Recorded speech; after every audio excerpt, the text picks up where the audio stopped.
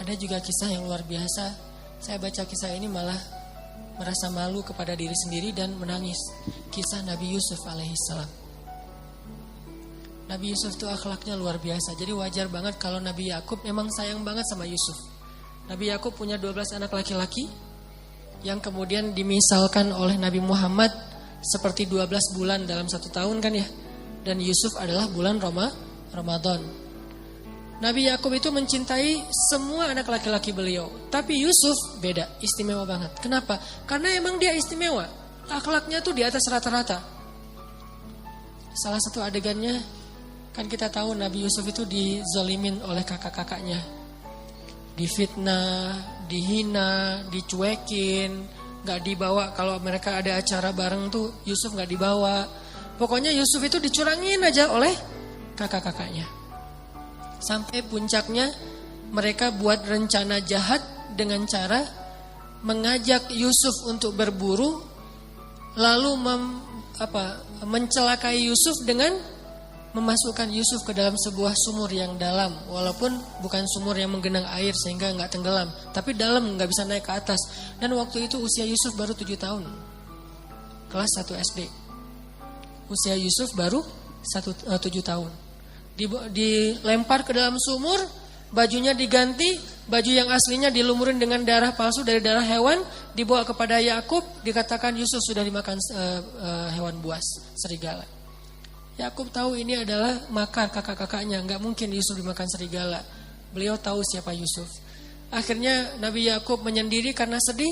Kakak-kakaknya balik lagi ke sumur tadi ngelihat Yusuf masih hidup apa enggak. Ternyata Yusuf masih hidup. Apa yang mereka lakukan kemudian? Mereka mengangkat Yusuf ke atas, menjualnya kepada para musafir. Ini makarnya kakak-kakak Yusuf. Udah menyakiti Yusuf, menzolimi Yusuf, mencurangi Yusuf, memisahkan Yusuf dengan ayahnya.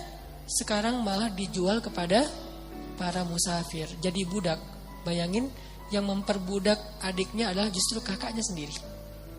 10 orang kakaknya, mereka sepakat, ya udah daripada nanti Yusuf bisa naik lagi ke atas ketemu dengan ayah, ketahuan kalau kita bohong, mending kita usir aja Yusuf sejauh-jauh mungkin. Gimana caranya? Kita jual aja kepada para karavan dagang yang lewat.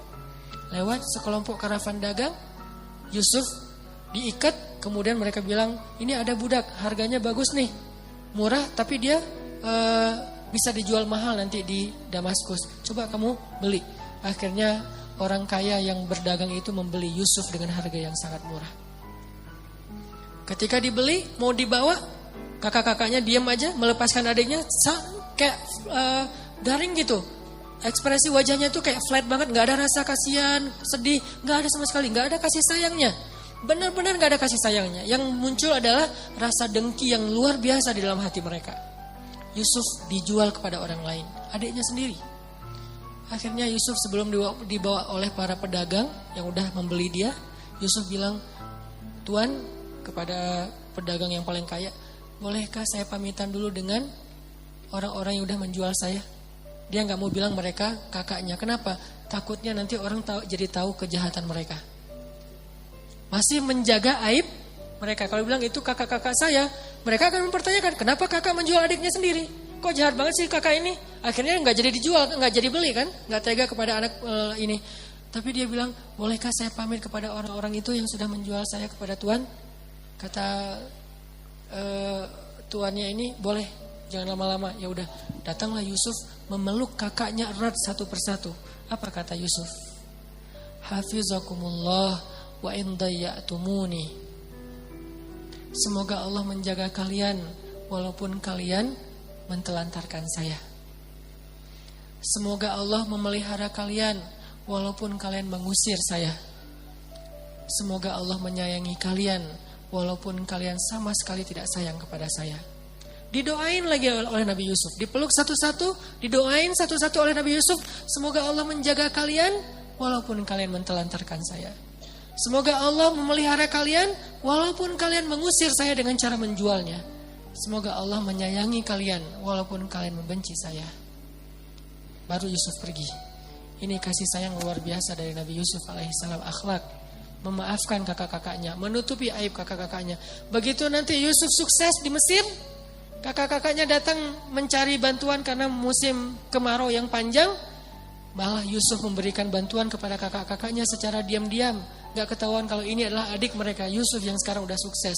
Dan dipertemukan dengan ayahnya, dimaafkan. Gak ada satupun yang dizalimi oleh Yusuf alaihissalam. Dan ini menjadi permisalan kisah betapa mulianya akhlak Nabi Yusuf alaihissalam. Sehingga Nabi SAW mengatakan, nanti di hari kiamat di padang mahsyar ada seorang hamba yang disidang oleh Allah, dosanya banyak banget, amal solehnya gak ada. Ninggalin sholat ini itu segala macam, dosanya banyak banget, amal solehnya hampir gak ada. Sehingga Allah mengatakan kepada para malaikat yang mencatat amal, coba periksa amal solehnya. Kata malaikat gak ada. Kata Allah periksa lagi, gak ada, periksa lagi. Ada nih, cuman satu doang. Apa amal soleh dia yang satu itu? Amal soleh dia yang satu itu cuman memaafkan orang lain. Dia itu bukan ahli ibadah, bukan apa-apa. Cuman amal soleh dia itu orangnya lapang dada. Kalau ada yang bersalah ke dia, dia maafin. Dia doain kebaikan untuk orang itu. Gak pernah melakukan ibadah-ibadah yang hebat seperti ahli ibadah. Gak pernah berjihad seperti para syuhada. Gak pernah mengajarkan ilmu seperti para ulama. Satu-satunya amal soleh dia adalah gampang memaafkan orang lain. Sehingga kata Allah kepada para malaikat, masukkanlah dia ke ke surga. Sebagaimana dia memaafkan saudaranya, begitu juga aku sudah memaafkan semua kesalahan-kesalahannya. Ini kan modal banget nih. Makanya disebutkan al-jaza min jinsil amal. Balasan itu sesuai dengan jenis amal. Kalau kita maafin orang lain, Allah maafin kita. Kalau kita sulit banget memaafkan kesalahan orang lain, Allah juga akan mempersulit memaafkan kita. Jadi dosa kita tuh lama diampuni. Gara-gara apa? Kita juga lama memaafkan kesalahan orang lain. Sehingga hanya dengan satu amalan memaafkan orang, sering tuh, gak sekali doang. Berkali-kali orang bersalah ke dia, berkali-kali dia maafin orang itu.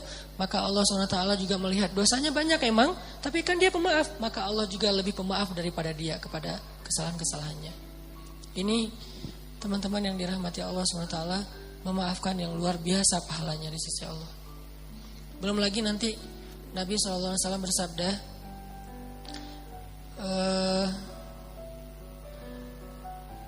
tidak akan sempurna iman seseorang.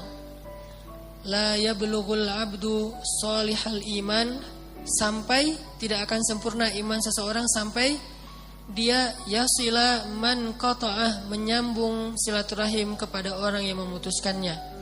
Wa yu'ti man haramah, dan memberi kepada orang yang tidak pernah mau memberi untuknya. Jadi nolongin orang yang gak mau nolongin dia. Wa yuhsinu ila man asa'ah ilaih, dan dia berbuat baik kepada orang yang udah menyakitinya. Wa yaghfiru liman syatamah, dan memaafkan orang yang menghinanya. Jadi gak akan sempurna iman seseorang sampai dia menyambung silaturahim dengan orang yang memutuskan dia. Kemudian apalagi? Memberikan bantuan kepada orang yang tidak pernah membantu dia. Jadi dulu ketika dia minta bantuan, orang itu nutup pintu rumahnya, gak mau bantu sama sekali. Sekarang begitu orang itu butuh bantuan, dia membantunya. Ini artinya membalas satu keburukan dengan kebaikan.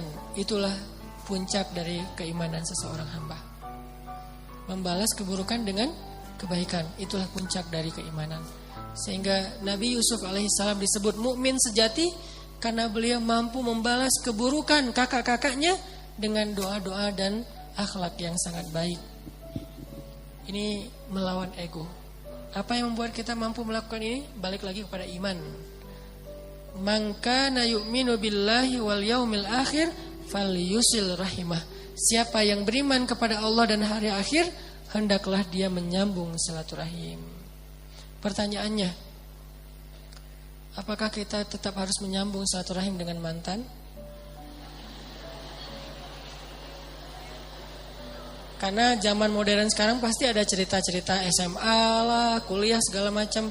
Perlu gak nyambung silaturahim? Gak perlu. Jangan balikan lagi. Jangan tiba-tiba nge-like lagi postingan dia. Jangan tiba-tiba komunikasi lagi diam-diam. Kenapa? Karena walaupun niat kita pengen silaturahim, tapi niat baik kita itu ditunggangi oleh syaitan dengan wasawisus syaitan. Dia ingin memunculkan lagi fitnah dalam urusan hidup kita. Bisa jadi fitnahnya munculin lagi perasaan yang gak boleh ada di hati kita untuk orang itu. Bisa jadi memunculkan konflik di dalam rumah tangga kita. Kenapa saya bilang gak boleh? Sampai Nabi aja membolehkan kita berbohong untuk bab ini.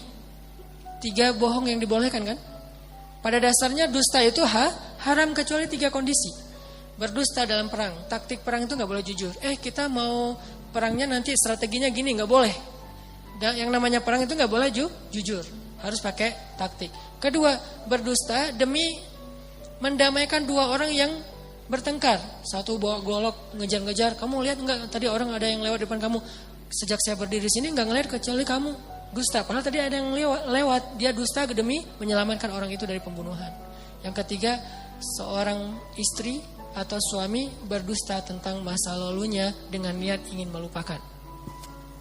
Bukan dengan niat pengen balikan ya. Dengan niat pengen ngelupain. Enggak boleh jujur. Karena jujur di sini justru menyakitkan. Apalagi jujur aja nggak boleh, apalagi balik lagi kan ya, nyambung silaturahim kan ini silaturahim, nggak khusus bab ini nggak perlu balikan lagi. Udah aja lupain, mudah-mudahan itu menjadi masa lalu kita yang Allah ampuni dosa-dosa kita. Maka sekarang hidup kita hanya untuk orang yang benar-benar sudah mengambil kita dengan nama Allah, saya terima nikahnya dan seterusnya dan seterusnya. Jadi saya kasih catatan, jangan sampai nanti disalahartikan kata Ustaz Hanan, nyambung silaturahim kepada orang yang menyakiti kamu, sambung orang yang memutuskan, dia dulu mutusin saya, sekarang saya pengen nyambungin. Jangan. Ini bukan mutusin dalam makna gitu ya, beda arti memutuskan di sini.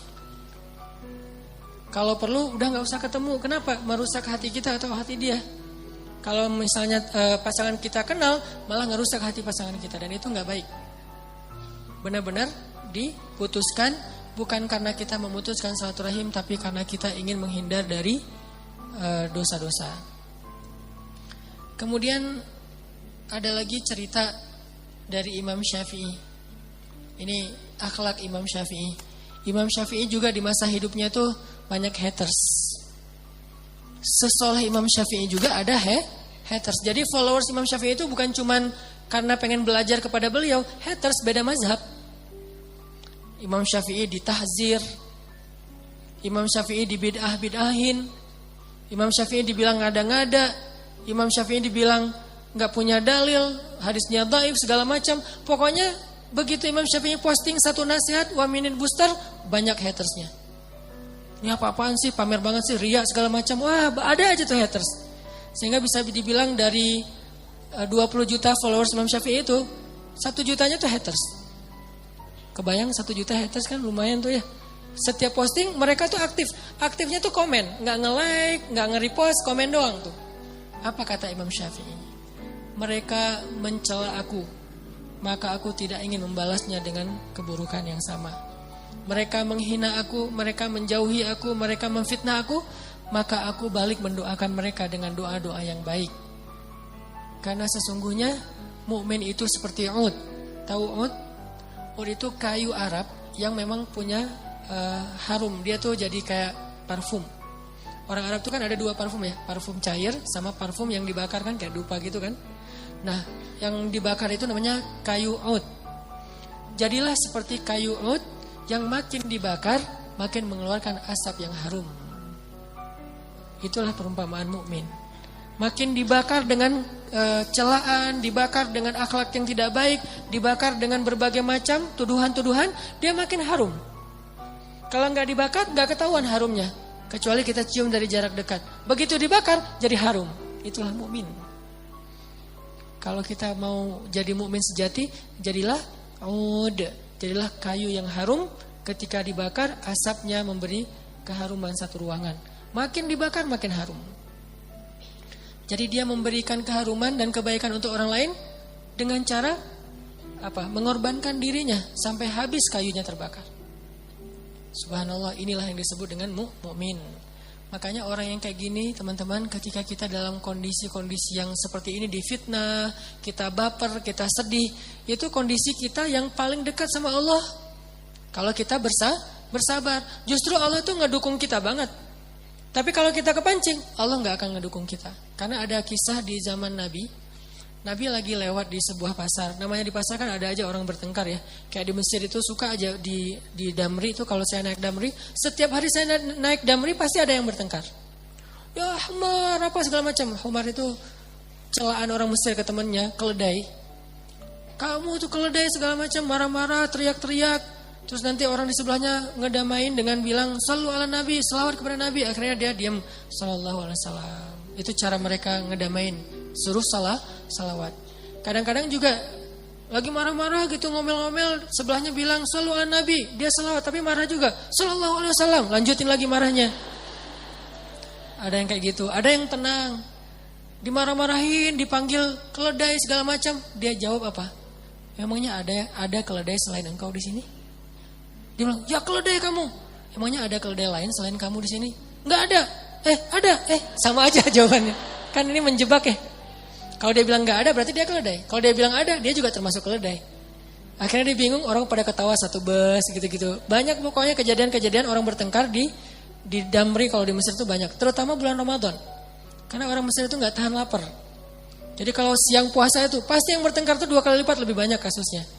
Cuman hebatnya mereka bertengkar itu cuman mulut doang, nggak sampai baper di hati. Setelah itu ketawa-ketawa lagi, sampai ada cerita tetangga bacok-bacokan pakai parang itu berdarah-darah. Setengah jam kayak gitu. Setelah setengah jam saya lihat mereka udah pelukan, ketawa-ketawa, ngopi di depan apartemen gitu. Lah, ini masih berdarah loh, sambil diperban sambil ngopi. Ini orang Mesir.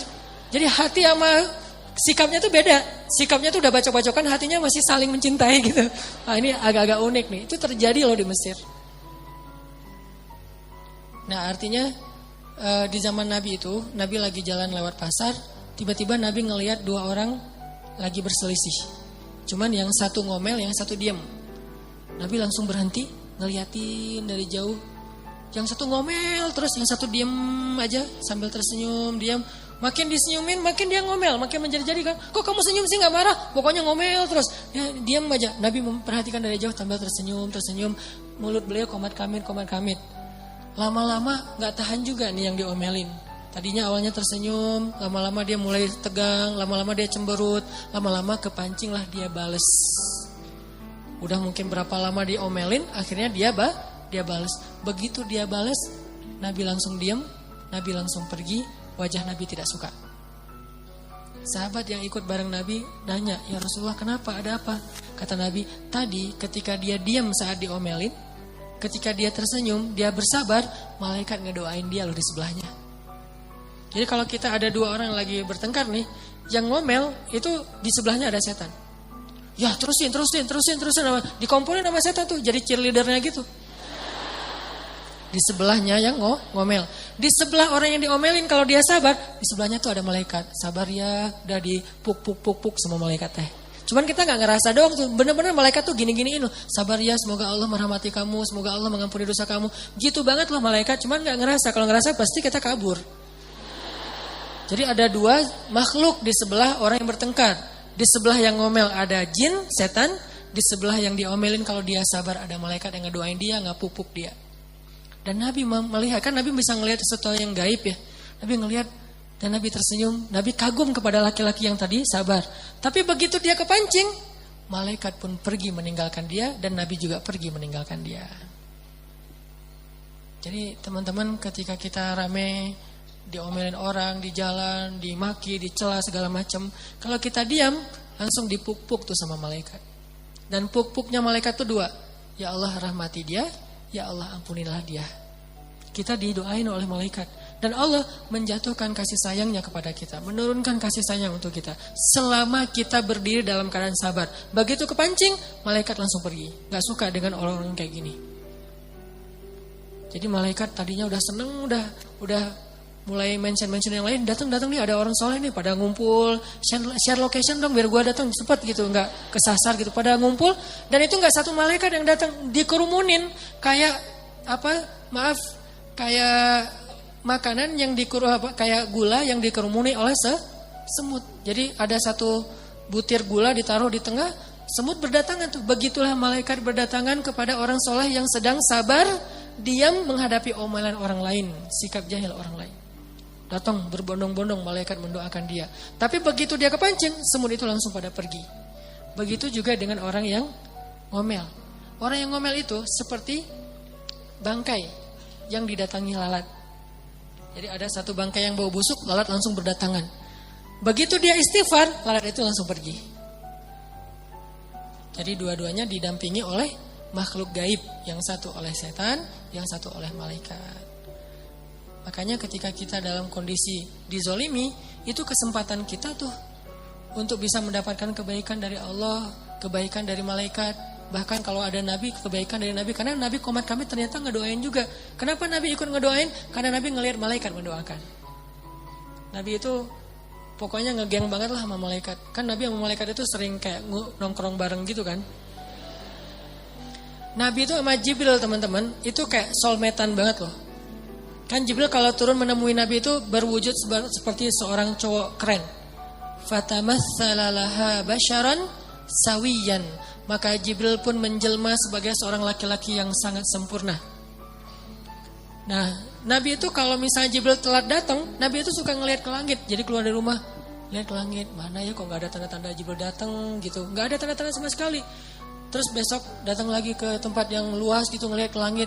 Pernah Nabi berhari-hari gak ketemu Jibril dan kangen banget sama Jibril. Mau ditelepon gak punya nomornya. Susah kan, Jibril gak pakai handphone. Mau digimanain doa kepada Allah, terus kayak belum datang aja Jibrilnya, udah di-mention ya Allah, Jibril mana, gak datang-datang Jibril tuh.